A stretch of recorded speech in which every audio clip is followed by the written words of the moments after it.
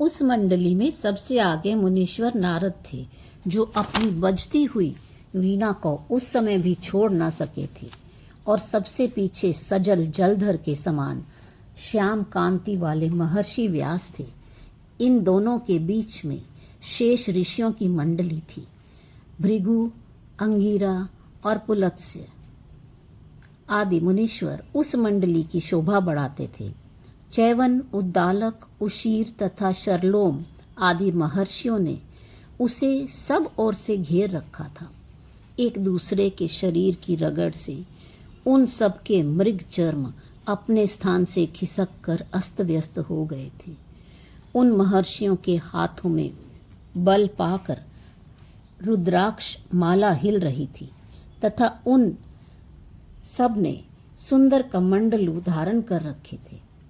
आकाश में अपने तेज पुंज के प्रसार से श्वेत एवं रक्त प्रभा धारण करने वाली वह मुनि मंडली तारों की पंक्ति के समान प्रकाशित हो रही थी।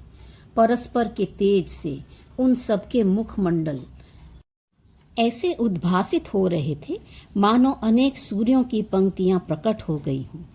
उस मंडली में व्यास जी ऐसे सुशोभित हो रहे थे मानो तारों के समुदाय में श्याम मेघ घिर आया हो, और देवर्षि नारद तारिकाओं के समूह में शीत रश्मि चंद्रमा की सी शोभा धारण करते थे।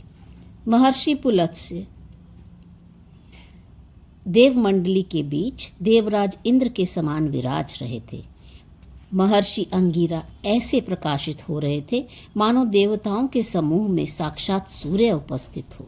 आकाश मंडल से वह सिद्ध सेना ज्यों ही भूतल पर उतरी, त्यों ही मुनियों से भरी हुई दशरथ सभा के सभी लोग उठकर खड़े हो गए।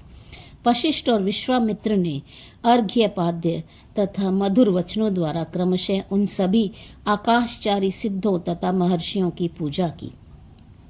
आकाशचारी सिद्ध आदि के उस महान समुदाय ने भी अर्घ्यपाद्य एवं मधुर वचनों द्वारा वशिष्ठ और विश्वामित्र का आदर पूर्वक पूजन किया।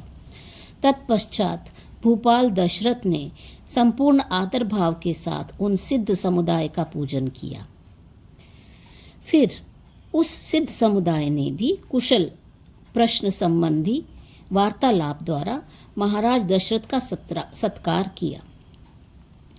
उस समय प्रेमोचित दान, मान आदि क्रियाओं द्वारा एक दूसरे से सत्कार पाकर सभी आकाशचारी तथा भूमंडल में विचरने वाले महर्षि यथा योग्य आसनों पर बैठे। उन लोगों ने सामने नतमस्तक होकर बैठे हुए श्री रामचंद्र जी का चारों ओर से मधुर भाषण, फूलों की वर्षा और साधुवाद के द्वारा पूर्ण सत्कार किया। श्री रामचंद्र जी राज्य लक्ष्मी से सुशोभित होते हुए वहीं बैठे तथा विश्वामित्र, वशिष्ठ, वामदेव, राजमंत्रीगण, ब्रह्मा के पुत्र नारद जी, मुनिवर व्यास, मरीचि, दुर्वासा, अंगिरा और उनके पुत्र आंगिरस मुनि, कृतु, पुलस्त्य, पुलह, मुनीश्वर शर्लोमा, वात्स्यायन, भरद्वाज, मुनीश्वर, वाल्मीकि, उद्दालक, ऋचीक, शर्याति और चैवन, ये तथा और भी बहुत से वेदांगों के पारंगत विद्वान तत्वज्ञानी महात्मा जो उन सब में प्रधान थे वहां विराजमान हुए। तत्पश्चात वशिष्ठ और विश्वामित्र के साथ नारद आदि जो सामवेदों का अध्ययन कर चुके थे, मस्तक झुकाए हुए श्री रामचंद्र जी को लक्ष्य करके इस प्रकार बोले। अहो, बड़े आश्चर्य की बात है कि राजकुमार श्री राम ने इस प्रकार अनेक कल्याण में गुणों से सुशोभित वैराग्य रस से पूर्ण तथा परम उदारता से युक्त बातें कही हैं। श्री राम के भाषण में वक्तव्य अर्थ इदमित्थम रूप से व्यवस्था पूर्वक निहित है। उसे ऐसी सुबोध भाषा में कहा गया है जिसे सुनते ही श्रोता वास्तविक अभिप्राय को समझ ले। जो बात कही गई है वह सर्वथा उचित और स्पष्ट शब्दों में प्रतिपादित है। श्री राम की यह वाणी उदार है, इसके भीतर बहुत से उत्कृष्ट अभिप्राय छिपे हुए हैं। यह सुनने में प्रिय और श्रेष्ठ पुरुषों के योग्य है। इसमें जो कुछ भी कहा गया है वह चंचल चित्त से नहीं, स्थिर बुद्धि से विचार कर व्यक्त किया गया है। इसका भाव स्पष्ट रूप से समझ में आता है। इस भाषण का प्रत्येक पद अभिव्यक्त तथा सुस्पष्ट ग्रस्त आदि दोषों से रहित है। यह वाणी इष्ट तथा आंतरिक संतोष की सूचक है। श्री रघुनाथ जी के मुख से निकला हुआ यह वचन किसको आश्चर्य में नहीं डाल देता। सैकड़ों में किसी एक पुरुष की ही वाणी संपूर्णतः उत्कृष्ट, चमत्कारपूर्ण और अभीष्ट अर्थ को प्रकट करने में समर्थ होती है। राजकुमार, आपके सिवा दूसरा कौन है जिसकी बाण के समान सूक्ष्म अर्थ का भेदन करने वाली कुशाग्र बुद्धि रूपिणी लता विवेक रूपी फल से सुशोभित हो विचार वैराग्य रूपी उत्तम विकास को प्राप्त हो रही है हो।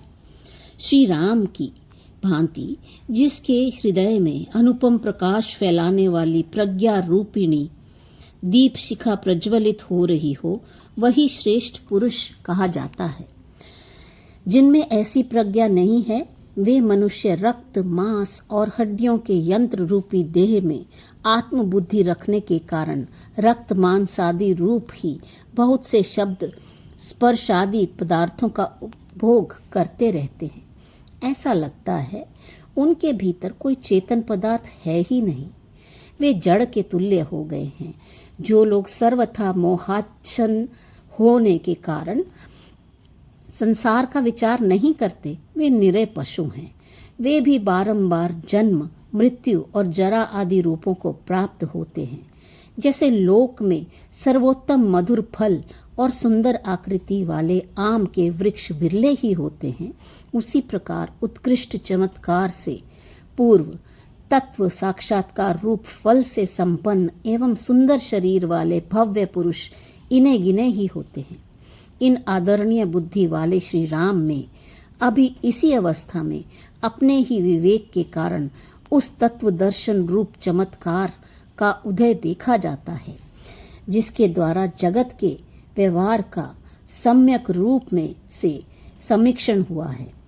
जो देखने में सुंदर हो, जिन पर सरलता से चढ़ा जा सके तथा जो उत्तम फलों और पल्लवों से सुशोभित हो, ऐसे वृक्ष प्रायः सभी देशों में उत्पन्न होते हैं। परंतु चंदन के वृक्ष सर्वत्र नहीं होते। फल और पल्लवों से भरे पूरे वृक्ष प्रत्येक वन में सदा सुलभ होते हैं, परंतु अपूर्व चमत्कार से युक्त लौंग का वृक्ष सदा और सर्वत्र सुलभ नहीं है। जैसे चंद्रमा से शीतल चांदनी उत्पन्न होती है, सुंदर वृक्ष से मंजरी प्रकट होती है और फूल से सुगंध का प्रवाह प्रादुर्भूत होता है, उसी प्रकार श्री रामचंद्र जी से यह तत्व दर्शन रूपी चमत्कार का आविर्भाव देखा गया है। जो लोग सदा तत्व चिंतन में तत्पर हो विवेक के द्वारा आत्मज्ञान या परब्रह्म परमात्मा की प्राप्ति रूप सार पदार्थ के लिए प्रयत्नशील रहते हैं, वे ही सुयश के भंडार सत्पुरुषों में अग्रगण्य धन्य एवं समस्त पुरुषों में श्रेष्ठ हैं। तीनों लोकों में श्री रामचंद्र जी के समान विवेकशील और उदार चित्त पुरुष न तो अब तक कोई देखा गया है और न भविष्य में ही कोई होगा, ऐसी हमारी मान्यता है। वैराग्य प्रकरण संपूर्ण। जय श्री राम।